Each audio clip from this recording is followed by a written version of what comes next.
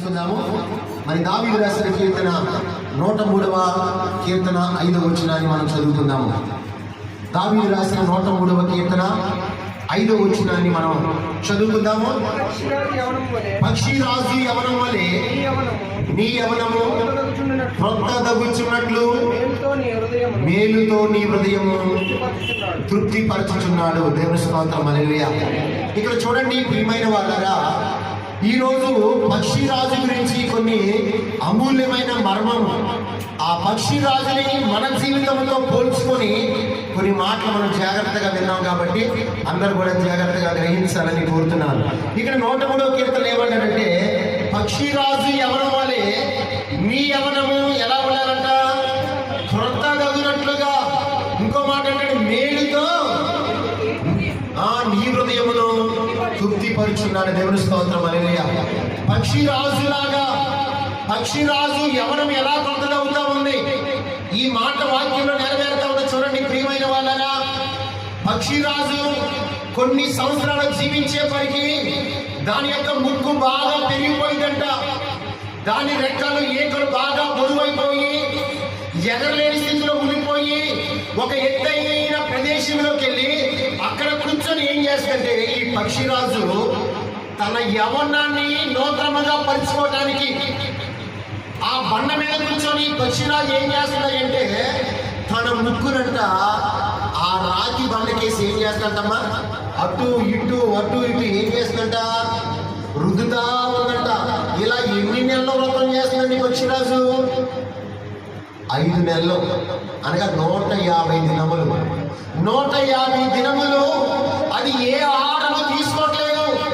150 దినాలు అలాగే బండకేసి తన ముక్కుని అటు ఇటు రుద్దుతూ తన ముక్కుని ఏం చేస్తుంటే అరగ తీసుకోవటం వల్ల ఆ పాత ముక్కు ఊడిపోయి క్రొత్త ముక్కు వస్తుందంట. దేవుని స్తోత్రం, హల్లెలూయా.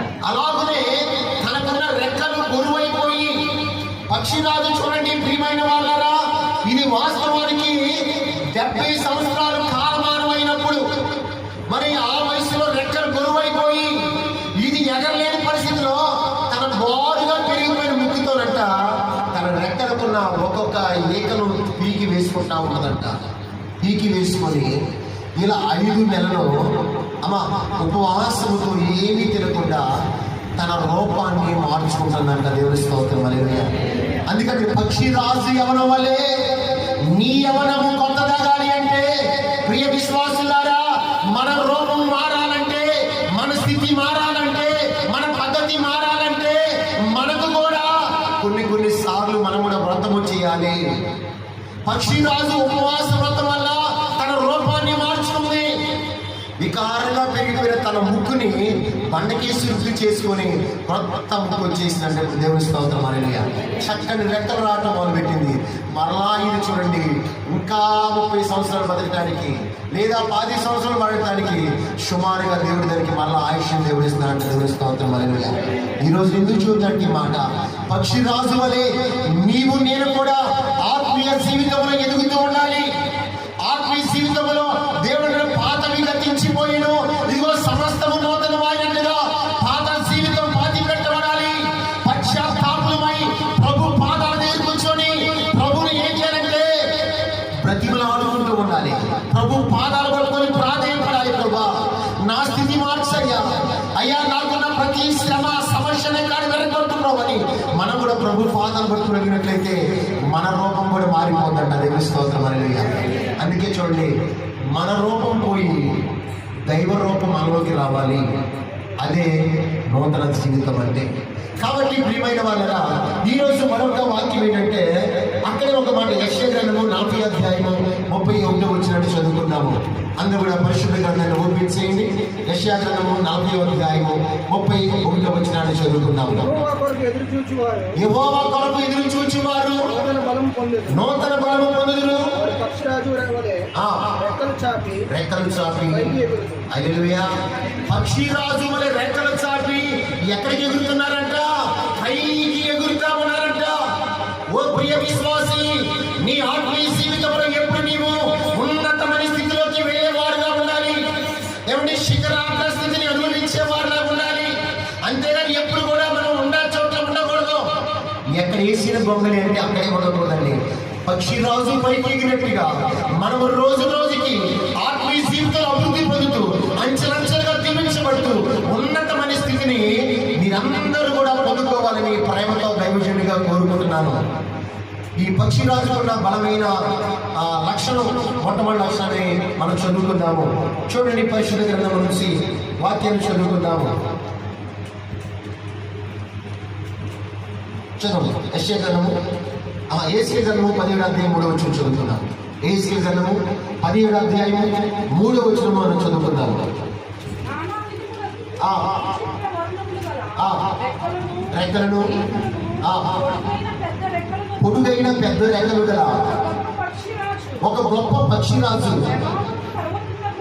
లెబానోను పర్వతములకు వచ్చి ఒక దేవదారి వృక్షము పై కొమ్మను పట్టుకొనెను. హల్లెలూయా! అది ఎంత పైకి ఎగురుతా ఉందో చూడండి. లెబానోను పర్వతమే హైట్, దాని మీద ఉన్న దేవదారు వృక్షం ఎంత ఎత్తు. అంత ఎత్తులోకి వెళ్ళి ఆ చివరన ఉన్న దేవుడి పై కొమ్మను పట్టుకుంటుందంట. అంటే దాని స్థితి చూడండి, అది ఎంతవరకు కూడా ఈ భూమి మీద ఉండడానికి ఇష్టపడట్లేదండి. ఎంతవరకు ఉన్నతమైన స్థితిలోకి వెళ్ళాలి. ప్రియ సంగమా, వధువు సంఘమైన మనము కూడా ఉన్నతమైన స్థితిలోకి వెళ్ళాలి. ఉన్నతమైన అనుభవాలు మనం చూడాలి. అందుకే వాక్యం అంటా ఉంటే, ప్రియమైన వాళ్ళరా, ఇక్కడ చక్కని మాట 1వ సమూయేలు 2వ సమూయేలు గ్రంథము 1వ అధ్యాయం 23వ వచనం. 2వ సమూయేలు గ్రంథము 1వ అధ్యాయము 23వ వచనాన్ని చదువుతున్నాము. అందరూ కూడా బైబిల్ తీయండి. యోనాతానును తన బ్రతుకులందు ఉండిరి.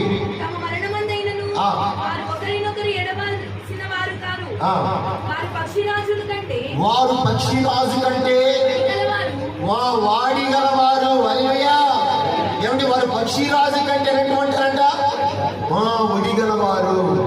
అంటే చూడండి ప్రియమైన వాళ్ళరా, ఒడిగా పని చేసుకొని, గబగబగా పని చేసుకొని, ఇప్పుడు చూడండి ఇక్కడ ఏమంటాడంటే, పక్షిరాజు లక్షణం ఏంటంటే ఒడిగల పక్షి. అంటే చురుకుగా పని చేయవారే ఒడిగలవారు. ఎలాంటి వారంటమ్మా? చురుకుగా పని చేసేవారే ఒడిగలవారు. ఈ పక్షిరాజు లక్షణం ఏంటంటే అది ఒడిగా పని చేస్తూ ఉంటుందంట. అంటే మనము కూడా, దేవుని బిడ్డలమైన మనకు కూడా ఈ చురుకుదనము కలిగి పని చేయటమే ఆ ఒడితనము. అందుకే చురుకు కలిగి ప్రార్థన చేయాలి. చురుకు కలిగి ప్రభు సన్నిధికి పరిగెత్తుకొని రావాలి. పరిచర్య అంటే పరిగెత్తాలి. ప్రార్థన పరిగెత్తే వారిలాగా ఉండాలి ప్రియమైన వాళ్ళరా. అందుకే ఇక్కడ వాక్యం అంటా ఉందంటే, ఏమంటా ఉందంటే ప్రియమైన వాళ్ళరా, సాతాను అంటా ఉంది అప్పుడప్పుడు ఏమని, బాయ్ నువ్వు చురుగ్గా పరిగెత్తేటప్పుడు సాతాను అంటదే, ఇదిగో నీవు బలహీనమే, నీలో యథార్థత లేదు, నువ్వు నమ్మకస్తులుగా లేవు అని సాతాను నేను వెనక లాగేస్తా ఉంది. అయినా భయపడదు. ఒక్క మాట చెప్పండి సాతానికి ఎప్పుడైనా, ఓ సాతానా, ఒకవేళ నేను బలహీనుని కావచ్చు. ఏంటి అర్థమైందమ్మా? ఒకవేళ నేను బలహీనుని కావచ్చు, కానీ నేను నమ్ముకున్న దేవుడు, నేను ఆరాధిస్తున్న దేవుడు, నా తండ్రి బలవంతుడు. హల్లెలూయా! ఆ బలవంతుడి వైపు చూసి నేను పరిగెడుతున్నాను, ఆ బలవంతుడి వైపు చూసి నేను వెళ్తున్నానని ధైర్యంగా చెప్పగలగాలి. దేవుని స్తోత్రం. హల్లెలూయా! అందుకే ప్రియమైన వాళ్ళరా, గుడిగా పని చేయకుండా సాతానుని చెడగొట్టింది జాగ్రత్త. సాతాను మాట ఏమాత్రం వినొద్దు, సాతానికి సంధ్య వద్దు, చురుకుగా పని చేయండి. ఏమండి, ఎబ్రీ స్త్రీలు చురుకైన వారు. హల్లెలూయా! కానీ మనము క్రైస్తవులైన మనము చురుకుగా ఉండాలి. అందుకే ఎప్పుడు ఒక సామెత చెబుతూ ఉంటా, 3 రోగాల పోటు జరుగుతూ ఉంటుంది.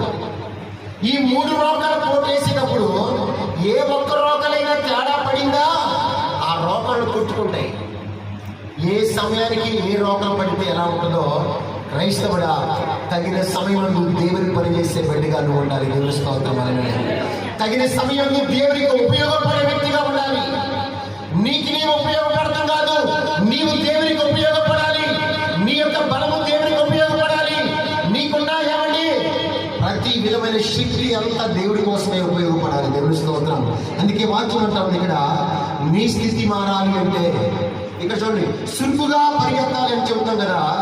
ఒడిగా పక్షిరాజు పరిగెట్టేట్టుగానే మనం కూడా ఒక మంచి మాట చెబుతున్నాం. నేనండి, మంచిని వాయిదా వేయద్దు, చెడుని వాయిదా వేయండి అన్నారంట భక్తులు. అమ్మ మంచిని ఏం చేయకూడదంట? మంచిని వాయిదా వేయకాకండి, చెడుని వాయిదా వేయండి. అలాగనే ప్రియమైన వాళ్ళరా, ఈ పక్షిరాజు ఉన్న లక్షణం ఏంటంటే గూడు ఉన్నంత స్థలం మీద కట్టుకుంటుందంట. గూడు ఎక్కడ కడుతుందండి? గూడు ఉన్నంత స్థలం మీద కట్టుకుంటుందంట. చూడండి ఒకసారి వాక్యం చదువుకుందాము. ఇరిమియా గ్రంథము 49వ అధ్యాయము 16వ వచనం. ఇరిమియా గ్రంథము 49వ అధ్యాయము 16వ వచనంలో చక్కని మాట దేవుడు తెలియజేస్తాడు. కొండ సందులలో నివసించువాడా, పర్వత శిఖరమును స్వాధీనపరచుకునేవాడా, నీ హృదయ గర్వము నిన్ను మోసపుచ్చెను. నువ్వు పక్షిరాజు వలె నీ గూటిని ఉన్నత స్థలములో కట్టుకొని, నువ్వు పక్షిరాజు వలె అంటే పక్షిరాజు లక్షణం గురించి చెబుతున్నాడు అక్కడ. పక్షిరాజు గూడు ఎక్కడ కట్టుకుంటుందంట? ఉన్నతమైన స్థలములో పక్షిరాజు తన గూడు కట్టుకుంటుందంట. దేవుని స్తోత్రం. హల్లెలూయా. ప్రియమైన వాళ్ళారా, అలాగే క్రైస్తవులైన మనం కూడా ఉన్నతమైన స్థితిలోకి రావాలంటే, సంపన్న స్థితిలోకి రావాలంటే, నీవు దేవుని బిడ్డగా మంచి హోదాలో ఉండాలంటే నీ స్థితి కూడా మారాలి. హల్లెలూయా. అందుకే దైవజనులు అంటూ ఉన్నారు, నీ స్థితి మారాలంటే మీరు స్థుతి చేయాలి అన్నారంట. అమ్మ, స్థితి మారాలంటే స్థుతి చేయాలి అన్నారంట. అలాగనే ప్రియమైన వాళ్ళరా, వాక్యం చెబుతూ మోషే యొక్క స్థితి చూడండి. మోషే స్థితి కొండ ఏమిటి? ఇశ్రాయేలైన వారందరూ కొండ కింద ఉంటే మోషే స్థితి ఎక్కడికి వెళ్ళిందమ్మా? కొండ ఎక్కగలిగినంత స్థితిలోకి వెళ్ళిపోయాడు మోషే. దేవుడితో మాట్లాడగలిగే స్థితిలోకి వెళ్ళాడు. దేవుడితో ముఖాముఖిగా ఆ మాట్లాడే వారిని దేవుడు చూసి అనుభవంలోకి వెళ్ళాడు. ఈ రోజున మన భక్తుడు మోషే ఏ విధంగా అనుభవంలోకి వెళ్ళాడు, మనము కూడా దేవుని చూసి అనుభవంలోకి మనం వెళ్ళాలి. హల్లెలూయా. దేవుడితో మాట్లాడే స్థితి కలిగి మనం ఉండినట్లయితే, పక్షిరాజుకు నా స్థితి ఏంటి అంటే తన గూడు ఉన్నతమైన స్థలంలో కట్టుకుంటా ఉందంట. ప్రియమైన వాళ్ళరా, మనము సావాసం చేసిన ఎవరితో చేయాలంటే పరిశుద్ధులతోనే సావాసం చేయాలి. హల్లెలూయా. లోకంలో ఒక సామెత ఉంది, జోగి జోగి రాసుకుంటే అలా గూడు రాలిందంట. మన సావాసం ఈ లోకంతో కాదు, మన సావాసం అల్లరితో ఆటపాటలు వారితో కాదు. మన సావాసం ఎలా ఉండాలంటే ఎవరితో ఉండాలి? పరిశుద్ధులతో సావాసం కలిగి ఉండాలి. దేవుని స్తోత్రం. హల్లెలూయా.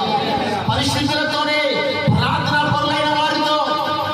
చూడండి, చిన్నప్పుడు భూమిలో ఉండేటప్పుడు మేము ఏం చేసేవాళ్ళం అంటే ఎంతసేపు కూడా సంఘస్థుల వెనకాల తిరిగేవాళ్ళం కదా. మేము ఎవరి వెనకాల తిరిగేవాళ్ళం? దైవ సేవకుల వెనకాలే తిరుగుతూ ఉండేవాళ్ళం. నేను మాత్రం బాగా తిరిగేవాడు. ఆ దైవజనుల యొక్క సూట్ కేసు పట్టుకుని నడుస్తూ ఉండేవాళ్ళం. ఆ దైవజనుల యొక్క బట్టలు పట్టుకుని వెళ్తూ ఉండేవాళ్ళం. దైవజనుడితో వెళ్ళాను, దైవజనుడి సైకిల్ మీద కూర్చోబెట్టుకొని ఆ తొక్కుకుంటూ వెళ్ళిపోతా ఉన్నాను. ఏంటంటే ఆ దైవజనుడికి పరిచయం చేస్తే దేవుడికి పరిచయం చేసినట్లే అన్నారు మా పెద్దలు. హల్లెలూయా. ఆ మాట మనసులో పెట్టుకొని దైవజనుల యొక్క భోజనం చేసినాక దైవజనుల యొక్క చేతులు కలుగుతూ ఉండేవాళ్ళండి. మా అక్క, అన్నయ్య, నేను, మా అన్నయ్యలో వీళ్ళందరూ హాస్టల్లో మాతో పాటు ఉన్న వాళ్ళందరూ కూడా ఎవరు ఇష్టమైన దైవజనుడు వారిని గబగబా అయ్యారు చేయమేమో కలుగుతూ ఉండబట్టే దేవుని గొప్ప బట్టి ఈరోజు నా స్థితి కూడా దేవుడు దీవించి నన్ను ఒక దైవజనుడిగా నియమించాడు. దేవుని స్తోత్రం. హల్లెలూయా. ప్రియమైన వాళ్ళారా, పక్షిరాజు తన స్థితి చూడండి ఎక్కడుందంటే ఉన్నతమైన స్థలంలో కట్టుకుంటా ఉంటుంది. మనము కూడా ఎలా ఉండాలంటే మన స్థితి ఏమంటే ఇప్పుడు ప్రజెంట్ ఒక నీ స్థితి సంపన్న స్థితిలో లేదేమో. యోబు గ్రంథంలో దేవుడు మాట్లాడుతూ ఒక మాట అన్నాడు. చూడండి, ఆ మాట కూడా చదువుతున్నాము. యోబు గ్రంథం 8వ అధ్యాయం 7 వచ్చింది. ఆ మాట కూడా చదవండి. యోబు గ్రంథము 8వ అధ్యాయం 7 వచ్చింది. అప్పుడు నీ స్థితి అమ్మ మొదట కొద్దిగా ఉండను, తొదకు నీవు మహాభివృద్ధి పొందెదవు. హల్లెలూయా. హల్లెలూయా. ఒకవేళ దేవుడికి తెలుసుకోవాలి క్రితము, ఒకవేళ ఇప్పుడు నీ స్థితి కొంచెమే ఉందేమో, నువ్వు దిగులు పడవద్దు, నువ్వు భయపడవద్దు, ఆందోళన చెందవద్దు. నీ స్థితి ఇప్పుడు కొంచెమే ఉన్నా కానీ ఇప్పుడు నీవు ప్రతిరోజు దేవుడితో సహవాసం చేయి, ప్రతిరోజు ప్రార్థన చేయి, దేవుడితో మాట్లాడుతూ మొదలుపెట్టు, దేవుడి చోట్ల మొదలుపెట్టు. రానున్న దినాల్లో రోజు రోజుకు నీ స్థితి ఏమైపోతుందంట? మొదట నీ స్థితి కొంచెమే ఉన్న ఉదగు వృద్ధిని పొందెదవు. మొదట నీ స్థితి కొంచెమే ఉన్న ఉదగు వృద్ధిని. మొదట నీ స్థితి కొంచెమే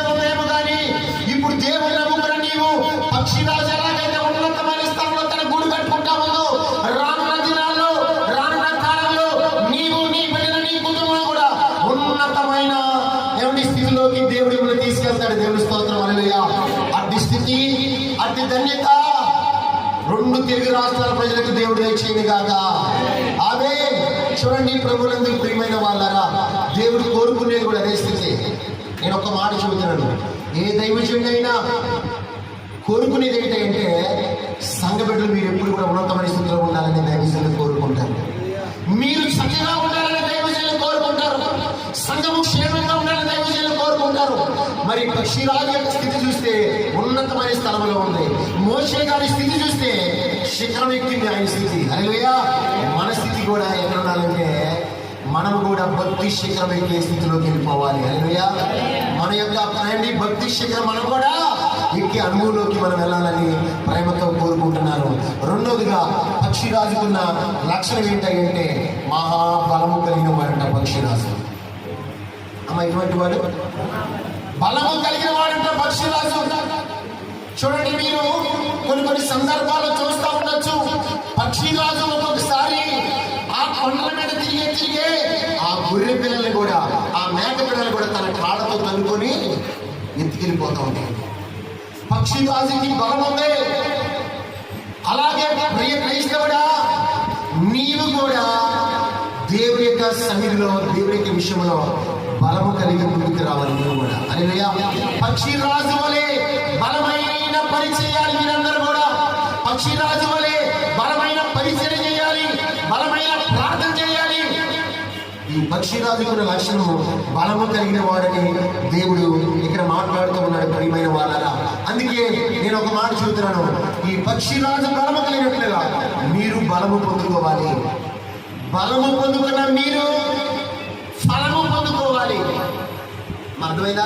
బలము పొందుకున్న మీరు ఫలము పొందుకోవాలి. ఫలము పొందుకున్న మీరు వరము పొందుకున్నాను గాక. చూడండి, పక్షిరాజు వలె బలము పొందుకోవాలి, ఫలము పొందుకోవాలి. ఆ ఫలము పొంది నీవు దేవుని దగ్గర వరము పొందుకునే స్థితిలోకి మనం కూడా వెళ్ళేవారు అయి ఉండాలి. అందుకే ఇక్కడ వాక్యం అంటున్నాయి, సాతాను అంటున్నది అప్పుడప్పుడు నువ్వు బలహీనరాలివి, నీ ప్రార్థన దేవుడు విన్నో, నువ్వు దేవుడి అనవసరం, నువ్వు వేస్ట్ అంటున్నది సాతాను. అయినా కానీ నువ్వు సాతాను మాట్లాడదు. ఎందుకంటే నేను నమ్ముకున్న దేవుడు బలవంతుడు. హల్లెలూయా, హల్లెలూయా. మన దేవుడు బలవంతుడు కాబట్టి. అందుకే దైవజనులు రాస్తూ ఒక పాట ఏమన్నారంటే, నీ బలహీనత తట్టు చూడొద్దు, నా బలము తట్టు. హల్లెలూయా. ఎంత మన బలహీనత తట్టు. మోషే ఎర్ర సముద్రం దగ్గరికి వెళ్ళి నిలబడుతున్నప్పుడు ఆ సముద్రాన్ని చూసి ఒక విధంగా భయపడి వచ్చి, కానీ దేవుడు అన్నాడు, ప్రభా నేను ఏం చేయాలంటే, మోషే నీ చేతిలో ఏముందయ్యా? కర్ర ఉందే, కర్రనెత్తి వాడే కదా. నీ బలహీనతల వైపు నువ్వు చూడొద్దు, నీకున్న సమస్యల వైపు నువ్వు చూడొద్దు. ఒకవేళ అవి నీకు పెద్దగా కనపడచ్చు, కానీ మన దేవుని యొక్క దృష్టికి అవి చాలా చిన్నవే. దేవుడు అన్నాడు, నీ బలహీనతని చూడొద్దమ్మా, మనం నమ్ముకున్న దేవుడు బలవంతుడు, ఆయన వైపు చూడండి. హల్లెలూయా, హల్లెలూయా. అందుకే చూడండి ప్రియమైన వాళ్ళరా, చంద్రలేఖ గారు పాడుతూ ఒక పాట పాడారు. ఏంటి? నాకు బలము ఉన్నంత వరకు చేయలేదు ఈ కార్యము, నాకు బలము ఉన్నంత వరకు చేయలేదు ఈ కార్యము, బలమంతా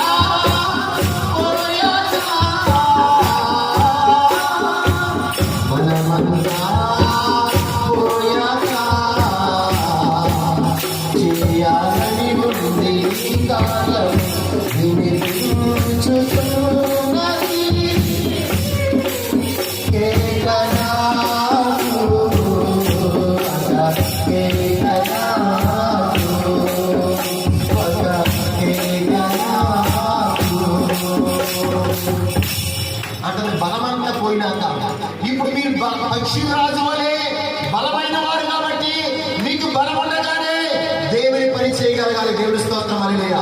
బలమంతా పోయినాక, దేవుని శరీరం అంతా ముడతలు పడిపోయినాక, బలము క్షీణించిపోయినాక అప్పుడు చేయాలని ఆశ లాగా మనం చేయనే. ఇప్పుడు చూడండి, మీరందరూ చాలా మంచి యవనస్తులు కనబడుతున్నారు. మీరు ఏ పని అయినా బలముగా చేయగలరు.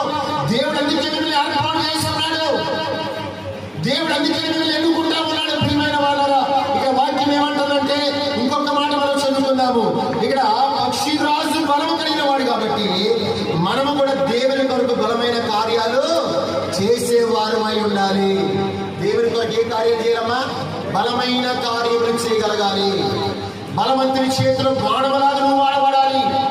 నీవు మన దేవుడు బలవంతుడు కాబట్టి ఆయన బిడ్డమైన మనము కూడా వీళ్ళు మా బలవంతులు మనం కూడా బలవంతులమే. అందుకే ప్రియమైన సంగమా, బలము కలిగి పక్షిరాజు వలె దేవుని యొక్క పని మనం చేయాలని ప్రేమతో కోరుకుంటున్నాను. అలాగనే మరొక మాట నేను చెప్పేసి మరి వాక్యంలోకి ముందుకెళ్తాను. ఇక్కడ చూడండి, ఇక్కడ పక్షిరాజు యొక్క స్థితి గురించి కూడా నేను మీతో చెప్పాను కాబట్టి ఇంకొక మాట యోగ గ్రంథము 39వ అధ్యాయము 27వ వచనాన్ని చదువుకున్నాము. పరిశుద్ధ గ్రంథానికి పక్షిరాజు నీ ఆజ్ఞకు లోబడి ఆకాశ వీధికి ఎక్కున మన గూడు ఎత్తైన చోటను కట్టుకొనిన అది రాతి కొండ మీద నివసించును. కొండ పేడు మీదను ఎవరును ఎక్కజాలని ఎత్తైన చోటను గూడు కట్టుకొను. అక్కడ నుండి తన ఎర్రను వెతుకును. తన ఎర్రను ఎక్కడ నుండి ఎదుగుతుందంటమ్మా?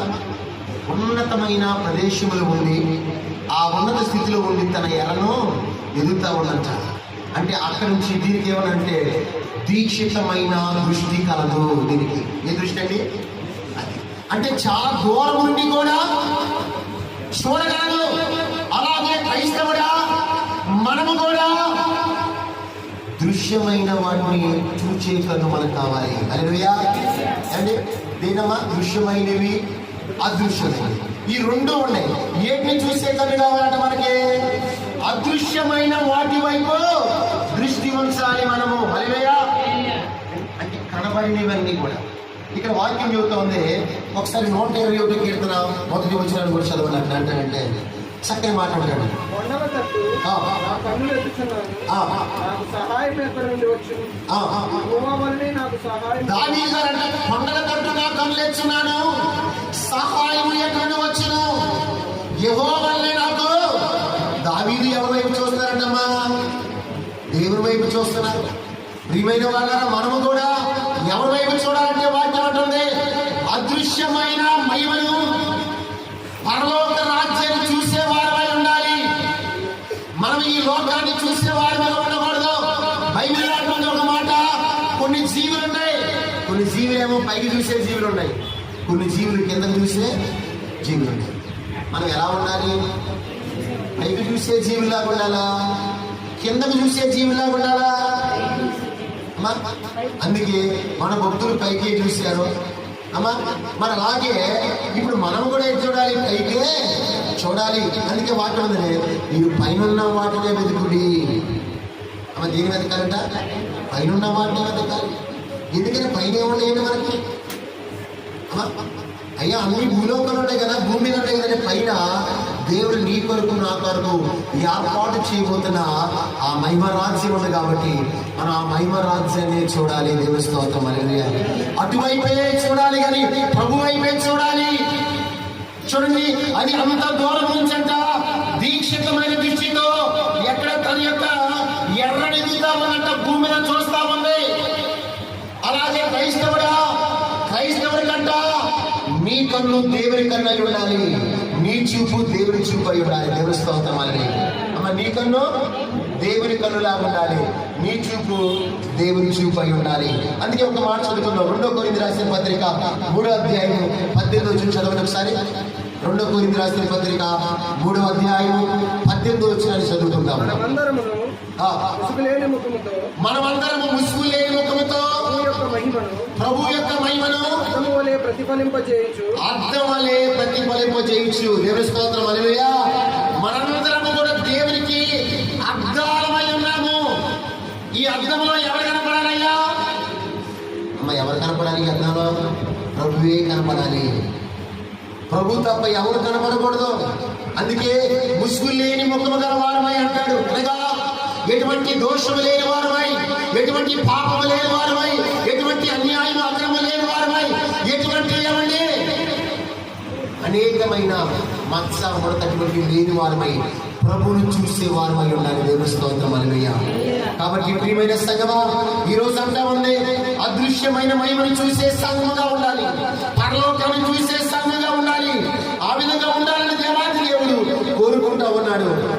మాట చెబుతాను. ఈ పక్షిరాజుకు ఉన్న టాలెంట్ ఏంటంటే, ఒక ఆడపక్షి మగ పక్షిని ఎప్పుడు చేసుకునేటప్పుడు, అనగా పెళ్లి చూపు, మన భాషలో చెప్పాలంటే పెళ్లి చూపులు చూసేటప్పుడు ఈ ఆడపిల్ల కూడా ఏం చేస్తుంది, అబ్బాయిని చూస్తూ ఉంటుంది. చూసి నచ్చితే తల్లిదండ్రులకి ఏం చెబుతారమ్మా, నచ్చాడు అని చెబుతారు. ఈ పక్షిరాజు కూడా మనకలాగా అది కూడా పక్షిరాజుని, ఒక మగ పక్షిరాజుని ఎన్నుకోవడానికి ఎత్తుగా వెళ్ళి చాలా పైకి వెళ్ళిపోయి అక్కడ మండను విడిచిపెట్టిందంట. ఒక మండనే విడిచిపెట్టేసి ఆ మండనే కింద పడే లోపులోనే మగ పక్షిరాజు వచ్చి కింద పడే సమయానికి నిద్ర పట్టుకోవాలంట.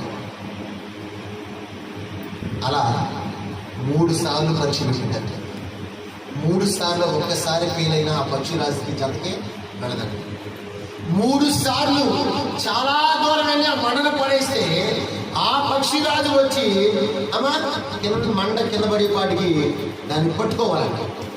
పట్టుకుంటే ఆ పక్షిరాజుతో ఈ యొక్క మగ పక్షిరాజుతో ఆడపక్షి జత కట్టిందంట. దేవుని స్తోత్రం. చూడండి, అంటే అలాగనే మనము కూడా దేవుని యొక్క సన్నిధిలో కూర్చున్న మనము యాత్రాలైన బిడ్డలతోనే సావాసం చేయాలి కానీ, భక్తి పరులైన వాడితోనే సావాసం చేయాలి కానీ ఈ లోకంతో మనం చేయకూడదు. అది కూడా చూడండి, ఈ యొక్క పక్షిరాజుకి అసలు ఆ టాలెంట్ ఉందా లేదా? అలాగే మనం కూడా ఈ యొక్క విశ్వాసి మంచి ప్రార్థనపరుడా కాదా, ఈ విశ్వాసి మంచోడా కాదని వారితో సావాసం చేయగలగాలి. దేవుని స్తోత్రం. హల్లెలూయా. ఈ పక్షిరాజు కూడా ఇంకో లక్షణం ఏంటంటే, తగిన నైపుణ్యత, శక్తిని, వరాలను పట్టుకునే వధువు సంఘమై ఉండాలి మనం కూడా. హల్లెలూయా. పక్షిరాజు ఎలాగైతే చూడండి ఏంటంట, నైపుణ్యత కలిగిన మగ పక్షిరాజు ఎన్నుకుంటా ఉందో, మనము కూడా నైపుణ్యత కలిగిన మంచి ప్రార్థనాపూర్ణమైన దైవజన్ని ఎన్నుకోవాలంట. హల్లెలూయా.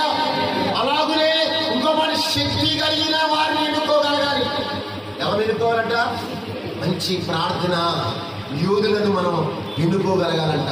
ఈ పక్షిరాజు చూడండి ఎలాగైతే తన మగ పక్షి ఎన్నుకుందో, క్రైస్తవైన మనము, వధువు సంఘమైన మనము కూడా తగిన నైపుణ్యత, శక్తిని, వరాలను, దేవునితో ముఖాముఖి మాట్లాడే వారితో ఏమండి వారిని పట్టుకొని వారితో సావాసం చేసేవారమై ఉండాలి. దేవుని స్తోత్రం. హల్లెలూయా. హల్లెలూయా. కాబట్టి ప్రియమైన వాళ్ళరా, ఇంకొక మాట చెబుతాను. ద్వితీయోపదేశకాండము 32వ అధ్యాయము 11వ వచనం చదువుకుందాము. అందరూ కూడా బైబిల్ తీయండి. పరిశుద్ధ గ్రంథాన్ని తీసి తెచ్చుకొని చూద్దాము. వైపు చేయండి. పక్షిరాజు తన గూడు రేపి తన పిల్లలపైని అల్లాడుచు. హల్లెలూయా. జాగ్రత్తలు. పక్షిరాజుకున్న ఇంకొక లక్షణం ఏంటో చూపుతుంది. జాగ్రత్త. పక్షిరాజు తన పిల్లలు పెద్ద అవుతుంది, తన గూడినంట పక్షిరాజు పీకేస్తాయి. పక్షి తన పిల్లల్ని గూట్లో ఉండలేదు, ఆ గూడంతా పీకేస్తా ఉన్నది. ఆ పక్షి పిల్లల్ని తీసుకెళ్ళి చాలా దూరం వెళ్ళి అంత ఎత్తులో వదిలేస్తాడు. పిల్లని వదిలేస్తే ఆ పిల్ల పడిపోయినప్పుడు ఏం చేద్దామా, గమగమ రెక్కలో ఆడిస్తూ ఉందంట. అందుకే దైవజనులు కూడా ఒక మాట అన్నారు, ఏ పని చేయకుండా భోజనం చేయొద్దన్నారంట అయ్యగారు కూడా. పని చేయకుండా అలాగే ఉంటే నువ్వు బద్దకస్తం అయిపోతావు. ఈ పక్షిరాజు ఆలోచన పడది, పిల్లలకి మంచి మాంసం పెడతా ఉంది, మంచి ఆహారం పెడతా ఉంది. ఆ గూడిలో అలాగే ఉంటే రేపు అది ఎగరలేదు. శత్రువు వస్తే దాని శత్రువు బారి నుండి తప్పించుకోవడానికి అవకాశం ఉండదు అని పక్షిరాజు తన గూడులు రేపినట్టుగానే రేపి తన పిల్లలు తీసుకెళ్ళి చాలా దూరంలో తీసుకెళ్ళి వదిలేస్తాడంట. వదిలేసి అక్కడ నుంచి చూస్తూ ఉంటుందంట. చూసి ఈ పిల్ల ఇలా ఎగురుతా ఉంటుంది. ఎగిరే సమయానికి కింద ఎగిరి కింద పడే సమయానికంట తల్లి పక్షి కిందకి వెళ్ళిపోయి తన రెక్కల మీద అంట పిల్లని ఆపేసిందంట. దేవుని స్తోత్రం. హల్లెలూయా. అలాగే నీవు నేను నమ్ముకున్న మన దేవుడు కూడా ఏమంటే పక్షిరాజు కూడా తన రెక్కల మీద ఎలాగైతే తన పిల్లల్ని కాపాడుకుందో, నిన్ను నన్ను దేవుడు అలాగే కాపాడతారంట. మన దేవుని స్తోత్రం. చూసావా, మనం నమ్ముకున్న దేవుడు, మనం ఆరాధిస్తున్న దేవుడు మనల్ని కాపాడగలిగిన సమర్థుడు. పక్షిరాజు తన పిల్ల పడిపోతా ఉంటే పిల్ల కంటే ముందుగా వచ్చి ఎక్కడంటే భూమి మీద తన రెక్కల చాపి లైన్లో ఉందంట. ఇప్పుడు మీ చెబుతున్నాను. షడ్రకు, మెషకు, అబేద్నెగోలు ఈ ముగ్గురు అగ్నిగుండంలోకి వెళ్ళే ముందు అగ్నిగుండములో వారి కంటే ముందు దేవుడు ఉన్నాడా? వీరు వెళ్ళాక దేవుడు ఉన్నాడా? అర్థమైంది నా ప్రశ్న? మరొకమారు. షడ్రకు, మేషకు, అబేద్నెగోలు అయిన వారు ముగ్గురు యవనస్తులు ఉన్నారు. ముగ్గురు యవనస్తులు అగ్నిగుండంలో పడేయడానికి సిద్ధపడ్డారు. ఈ ముగ్గురు యవనస్తుల్ని అగ్నిలో ఇసిరేశాక దేవుడు ఉన్నాడా? వెళ్ళాడా? వారి కంటే ముందుగానే వెళ్ళాడు అగ్నిగుండంలోకి. ముందుగానే ఎందుకని చెబుతాడు ఈ మాట? ఇసులు వారే చనిపోయారు. ఇసులోళ్ళే చనిపోయారు కాబట్టి వారి కంటే ముందుగానే దేవుడు అక్కడున్నట్టుగానే అగ్నిలో ఉన్నాడా లేదా? అలాగే పక్షిరాజంట తన పిల్ల పడిపోయే ముందుగానే తనకంటే ముందుగా వచ్చి తన రెక్కల చాటి తన పిల్లనే ఈపు మీద భుజం మీద ఎక్కించుకుంటుందంట. దేవుని స్తోత్రం. ఏసైకి నీవు లేనంటే ఎంత ప్రేమ చూడమ్మా. నువ్వు పడిపోతావని, నీకు దెబ్బలు తగిలి అని దేవుడు తన ప్రేమైన హస్తాలతో చాపి నిన్ను నన్ను రక్షిస్తా ఉన్నాడు దేవుడు. అందుకే ఈ పక్షిరాజుల లక్ష్యం గూడినదే రేపుతా ఉంటుందంట. ఇప్పుడు నేను ఒక మాట చెబుతాను. దేవాది దేవుడు, తండ్రి దేవుడు ఒక యవనస్తుని రేపుతా ఉంటాడు బైబిల్లో. ఎవరు చెబుతారు? యవనస్తుడు ఒక యవనస్తుని రేపాడు, బలముగా రేపాడు. నీ తల మీద మంగళ కత్తి పడకూడదు. సంసోను దేవుడు రేపి ఫిలిష్తీయులందరినీ కూడా ఏం చేయబోతున్నాడు? పక్షిరాజు గూడు రేపినట్టుగానే సంసోను దేవుడు రేపాడు. హల్లెలూయా, హల్లెలూయా. సంసోను దేవుడు రేపాడు ఫిలిష్తీయులందరినీ సర్వనాశనం చేయడానికి, శత్రువులు సైతాన్ని పాతాళంలో పొందడానికి దేవుడు సంసోను రేపాడు. ఈ రోజున గ్రామంలో అనేక మందిని దేవుడు ఎత్తడానికి, దేవుడి వైపు నడిపించబడటానికి నిన్ను దేవుడు ఏర్పాటు చేసుకొని ఈ రోజు నిన్ను రేపుతా ఉన్నాడు. ప్రియమైన వాళ్ళారా, నీవే దేవుడు నిన్ను ఏర్పాటు చేస్తాడు. నేను ఈ వాక్యం అనేకులకు వివరించు, ఈ వాక్యం అనేకులకు పంపు. దానివల్ల వాళ్ళు కూడా అనేక మంది ఆత్మీయంగా బలపడతారు. సంసోను రేపాడు దేవుడు. ఇక్కడ పక్షిరాజు ఏమో తన గూడు రేపింది. ఇంకొక మాట ఏంటంటే ఐగుప్తీయులను దేవుడు రేపాడు. హల్లెలూయా. ఐగుప్తీయులు ఎవరు రేపారమ్మా? ఇప్పుడు మోషే గారు వెళ్ళి ఆ కర్ర కింద పడేయగానే పాము అయిపోయింది. మాంత్రికులు కూడా వచ్చి కర్ర కింద పడేయగానే పాము. అట్లా ఈ 10 తెగులు పుట్టిస్తున్నప్పుడు 2-3 తెగుళ్ళు అవ్వగానే దేవుడు ఇంకో మాటలు, దేవుడు ఫరో హృదయమును కఠిన పరిచయం. దేవుడు ఫరో హృదయాన్ని ఏం చేస్తాడు? కఠిన పరిచయం. ఐగుప్తీయులను రేపుగా ఉన్నాడు. రేపి ఐగుప్తీయులైన వారిని ఏ విధము చేతనైతే వారిని సర్వనాశనం చేయాలి ఏమండి అని దేవుని యొక్క ఉద్దేశంతో 10 తెగుళ్ళు అక్కడ మనకు వచ్చినామని. ప్రియమైన వాళ్ళ పక్షిరాజు తన గుడి రేపుతా ఉన్నట్టుగానే దేవుడు ఐగుప్తీయులను ఏమండి అక్కడ రేపుతా ఉన్నాడు. ఇంకా రెచ్చిపోతున్నారు. ఈ ఇశ్రాయేలీయులు ఈ 10 తెగుళ్ళు అయిపోయినాక వెళ్ళిపోయారు. దారి వెళ్ళిపోతూ ఉంటే ఇంకా ఊరుకోట్ల దేవుడు. వెళ్ళి వాడిని వెంబడించు తరమో పట్టుకో అని మరలా దేవుడు ఆ ఫరోని రేపుతా ఉన్నాడు. ఆ రేపుతుంటే ఫరో తన రథాలు, శ్రేష్టమైన రథములు, 600 రథముల పురుషుడు, మంచి శ్రేష్టమైన రథములు తీసుకొని ఆ రథములతో ఇశ్రాయేలు సైన్యాన్ని వెంబడించడానికి దేవుడు ఐగుప్తులు రేపుతా ఉన్నాడు. ఎందుకు రేపాడు తెలుసా? ఏమండి? ఫరో రథముల సేనలను తన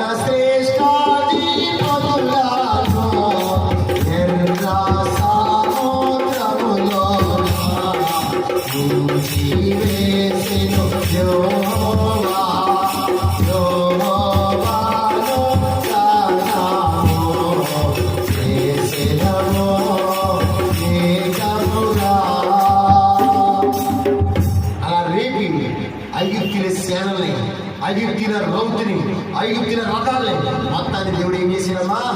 ఎర్ర సముద్రం నుంచి వేశాడు. దేవుడి స్తోత్రం. ఈ రోజున ప్రభు నిన్ను రేపుతా ఉన్నాడమ్మా.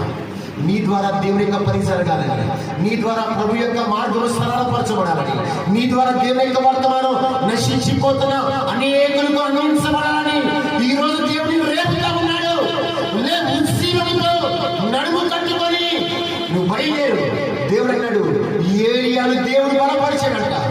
ఏలియాను దేవుడు బలపరచగానే అహాబు రథము కంటే అహాబు రథం మీద అంటా ఉంటే ఏలియాను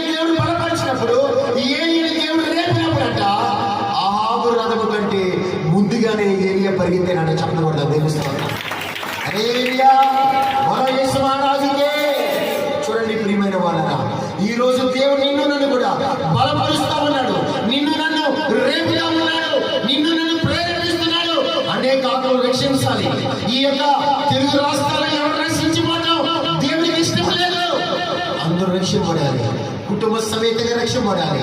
యెహోషువ కుటుంబంలాగా నేను నా ఇంటి వారు యెహోవాను సేవిస్తామని రీతిగా మనం ఆ విధంగా తయారవ్వాలని ప్రేమతో ఒక దైవజనుడిగా కోరుకుంటున్నాను. ప్రేమైన పడరా ఈ పక్షిరాజు కూడా లక్షణం ఏంటంటే, ఒకటి బలమైన స్థితి కలిగి ఉంది, రెండవది ఉన్నతమైన స్థలం తన గూడు కట్టుకునే స్థితి ఉంది.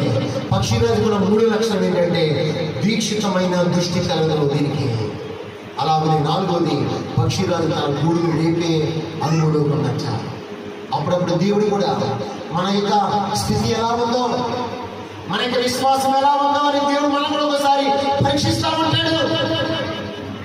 కానీ ప్రియమైన సంగమా, ఈరోజు ప్రభు సన్నిధిలోకి వచ్చిన మనందరం కూడా ప్రభు పాదాలు పట్టుకొని ప్రభు వైపు చూస్తూ మరి ధైర్యంగా ప్రభు యొక్క సన్నిధిలో ఉంటూ పక్షిరాజు వారి బలము కలిగి దేవుని యొక్క పని చేయాలని, దేవుని యొక్క సువార్త అనేక వ్యాప్తి నీ ద్వారా వెళ్ళాలని దైవజనుని నేను ఆశపడుతున్నాను. మరికి భాగ్యమూర్తి కనుక దేవాది దేవుడు నీకు నాకు మనందరికీ దయచేసింది గాక. ఆమేన్. మీ అందరికీ నిండు హృదయపూర్వకమైన వందనాలు మాటలు. దేవుడి శ్రేష్టమైన భాగ్యం ఇచ్చి ఈ పక్షిరాజు ఎలాగైతే బలము కలిగి దేవుడి యొక్క సన్నిధిలో ఉందని వాక్యం విన్నాము. మనందరూ కూడా నేను బలము కలిగి నేను పని చేస్తాను ప్రభా. అయ్యా, ఉన్నతమైన స్థితి నా స్థితి మార్చునైనా. మోషే యొక్క స్థితి కొండ శిఖరముకి వెళ్ళే స్థితిలో తీసుకెళ్ళాం. అట్టి స్థితి మాకు ప్రభని అందరం కూడా తల వంచి కళ్ళు మూసుకొని ప్రార్థన చేద్దాం. పరిశుద్ధుడైన మా తండ్రి, జీవగల దేవానికి స్తోత్రాలు. ఈ ప్రత్యేకమైన సమయంలో అయ్యా పక్షిరాజును మా ముందు పెట్టి పక్షిరాజు జీవితాన్ని మా జీవితంతో పోల్చి అయ్యా మీరు మాట్లాడుతున్న దేవానికి స్తోత్రం. పక్షిరాజు వలె బలము కలిగిన పనులు, బలమైన పనులు చేస్తూ నీ చేతులు బలమైన అయ్యా పాత్రగా వాడబడిలాగా నీ కృపా కాపుదల దయచేసే దేవానికి స్తోత్రాలు.